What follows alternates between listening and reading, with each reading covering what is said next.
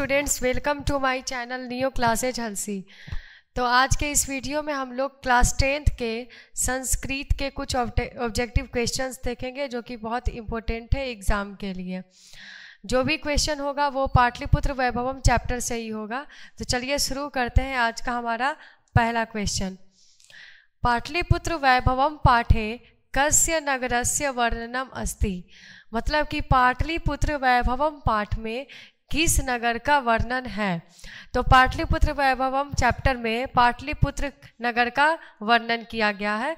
Next question हम लोग देखते हैं। अगला क्वेश्चन है कि बुद्ध काले पाटलिपुत्रस्य नगरस्य नाम की। मतलब कि बुद्ध काल में पाटलिपुत्र नगर का क्या नाम था। तो बुद्ध के काल में पाटलिपुत्र को पाटलिग्राम कहा जाता था। राइट ऑप्शन हो जाएगा सी नंबर। नेक्स्ट क्वेश्चन देखते हैं कि गांधी सेतु कुत्र अस्ति। गांधी सेतु कहाँ है।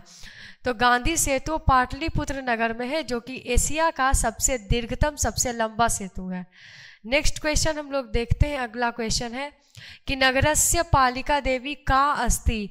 नगर की पालिका देवी कौन है। तो नगर की पालिका देवी पटन देवी है। राइट आंसर हो जाएगा option number A. Next question है कि कस्य महापुरुषस्य जन्म स्थानम पाटलिपुत्रम अस्ति। मतलब कि किस महापुरुष का जन्म स्थान पाटलिपुत्र है।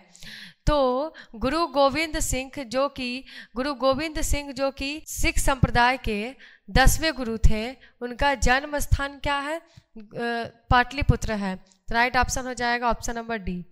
नेक्स्ट क्वेश्चन है कि पाटलिपुत्रम कस्या नद्याः तीरे अवस्थितम अस्ति। पाटलिपुत्र किस नदी के किनारे स्थित है। तो पाटलिपुत्र गंगा नदी के किनारे स्थित है। नेक्स्ट क्वेश्चन है कि चंद्रगुप्त मौर्यस्य काले पाटलिपुत्रस्य नगरस्य रक्षा व्यवस्था कीदृश आसीत्। चंद्रगुप्त मौर्य के समय में पाटलिपुत्र नगर की रक्षा व्यवस्था कैसी थी। तो इनके टाइम में पाटलिपुत्र नगर की रक्षा व्यवस्था बहुत ही कैसी थी, उत्कृष्ट थी, चंद्रगुप्त मौर्य के समय में। नेक्स्ट क्वेश्चन है कि राज्ञ अशोकस्य समये। मतलब राजा अशोक के समय में इस नगर का वैभव कैसा था। तो अशोक के समय में पाटलिपुत्र का जो वैभव था वह बहुत ही कैसा था, समृद्ध था। सुतराम समृद्धम मतलब बहुत समृद्ध था। राइट आंसर हो जाएगा option number D. Next question देखते हैं कि काव्य मीमांसानात्मकम ग्रंथम कह अलिखत। मतलब कि काव्य मीमांसा नाम का ग्रंथ किसने लिखा है। तो राइट आंसर हो जाएगा ऑप्शन नंबर बी, राजशेखर ने काव्य मीमांसा नाम का ग्रंथ लिखा है। नेक्स्ट क्वेश्चन देखते हैं कि एशिया महादेशस्य मतलब एशिया महादेश का दीर्घतम सबसे लंबा सेतु कौन सा है। तो एशिया महादेश का सबसे लंबा सेतु गांधी सेतु है, जो कि कहाँ स्थित है, पटना में स्थित है। नेक्स्ट क्वेश्चन हम लोग देखते हैं कि पाटलिपुत्रस्य नामांतरम का प्राप्यते। पाटलिपुत्र का और क्या क्या नाम प्राप्त होता है और कौन सा नाम से पाटलिपुत्र को जाना जाता है। तो पाटलिपुत्र को कुसुमपुर कहते हैं, या एक और भाषा में इसको पुष्पपुर भी कहते हैं, पुष्पपुरम या कुसुमपुरम, ये दोनों नाम मिलता है पाटलिपुत्र का। नेक्स्ट क्वेश्चन देखते हैं कि कस्मिन काले पाटलिपुत्रम। मतलब कि कौन से काल में पाटलिपुत्र, ठीक है, वर्ष सहस्र परिमितम मतलब 1000 वर्ष तक जीर्णता में रहा था। तो कौन से काल में पाटलिपुत्र 1000 साल तक जीर्णता में रहा था। तो मध्यकाल वह वैसा समय था जिसमें पाटलिपुत्र 1000 साल तक जीर्णता में रहा था। राइट ऑप्शन हो जाएगा मध्यकाल। नेक्स्ट क्वेश्चन है कि मुगल काले कस्य समुद्धारी जाता। मतलब कि मुगल काल में किसका समुद्धार हुआ। तो मुगल काल में पाटलिपुत्र का समुद्धार हुआ। राइट आंसर हो जाएगा option number C. Next question है कि पाटलिपुत्र नगर की शोभा, ठीक है, किसके समय में सबसे समृद्ध थी, सबसे समृद्ध सबसे अच्छी किसके समय में थी। तो पाटलिपुत्र की जो शोभा थी वह अशोक के समय में, अशोकस समय मतलब कि अशोक के समय में सबसे समृद्ध थी। नेक्स्ट क्वेश्चन है कि कुट्टनी मताख्यम काव्य, कुट्टनी मताख्यम जो काव्य है वह किस कवि की रचना है?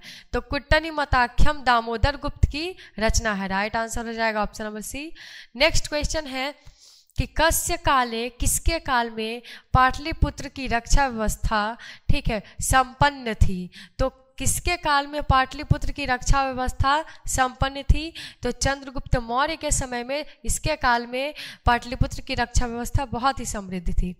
नेक्स्ट क्वेश्चन है कि पाटलिपुत्र कौन से नदी के किनारे अवस्थित है? कौन से नदी के किनारे पाटलिपुत्र अवस्थित है? राइट आंसर हो जाएगा गंगा। गंगा नदी के किनारे हमारा पटना बसा हुआ है। नेक्स्ट क्वेश्चन है कि मेघास्थनीज पटना किसके समय में आया था? तो मेघास्थनीज चंद्रगुप्त मौर्य के समय में पटना आया था। और ये क्या था? तो ये था यूनान का राजदूत, ये यूनान का राजदूत था जो कि चंद्रगुप्त मौर्य के काल में पटना आया था। नेक्स्ट क्वेश्चन है कि पाटल पुष्पों की पुत्तलिका, पाटल पुष्पों की पुत्तलिका रचना के आधार पर पटना का कौन सा नाम है? तो पाटल पुष्पों की पुत्तलिका रचना के आधार पर पटना का नाम पाटलिपुत्र रखा गया है। राइट आंसर हो जाएगा option number C. Next question है कि पटना में कौमुदी महोत्सव कब मनाया जाता था? तो पटना में कौमुदी महोत्सव गुप्त वंश के शासनकाल में मनाया जाता था और ये शरद ऋतु में मनाया जाता था। और एक बात, अभी का जो दुर्गा पूजा जो होता है, अभी का जो दुर्गा पूजा जो मनाया जाता है, इसी के जैसा इसी महोत्सव के समान ही मतलब मनाया जाता था कौमुदी महोत्सव गुप्त वंश का शासनकाल में। पाटलिपुत्र पटना के नाम से कब से प्रसिद्ध हुआ? तो पाटलिपुत्र मध्यकाल में पटना के नाम से प्रसिद्ध हो गया था। नेक्स्ट क्वेश्चन देखते हैं कि पटना का इतिहास कितना पुराना है? तो पटना का जो इतिहास है वह 2500 वर्ष पुराना है। राइट आंसर हो जाएगा ऑप्शन नंबर ए। अगला क्वेश्चन है कि यूनान का राजदूत कौन था? तो यूनान का राजदूत कौन था? मेघास्थनीज था, जो कि किसके समय में आया था? चंद्रगुप्त मौर्य के समय में आया था। नेक्स्ट क्वेश्चन है कि राजशेखर की रचना कौन सी है? तो राजशेखर की रचना कौन सी है? काव्य मीमांसा। राजशेखर की रचना कौन सी है? काव्य मीमांसा। और ये किसकी रचना है? ये है दामोदर गुप्त की रचना। ठीक है। नेक्स्ट क्वेश्चन है कि कौमुदी महोत्सव किस ऋतु में मनाया जाता है? तो कौमुदी महोत्सव जो है वो शरद ऋतु में मनाया जाता है। नेक्स्ट क्वेश्चन है पटना नगर की पालिका देवी कौन सी है? तो पटना नगर की पालिका देवी पटन देवी है। तो इस तरीके से आज हम लोगों ने पाटलिपुत्र वैभवम चैप्टर का कुछ ऑब्जेक्टिव देखा। नेक्स्ट वीडियो में भी हम संस्कृत साहित्य लेखिका चैप्टर का हम लोग कुछ ऑब्जेक्टिव्स देखेंगे। अगर आपको वीडियो अच्छा लगा होगा तो वीडियो को लाइक, शेयर एंड सब्सक्राइब कीजिए। Thank you.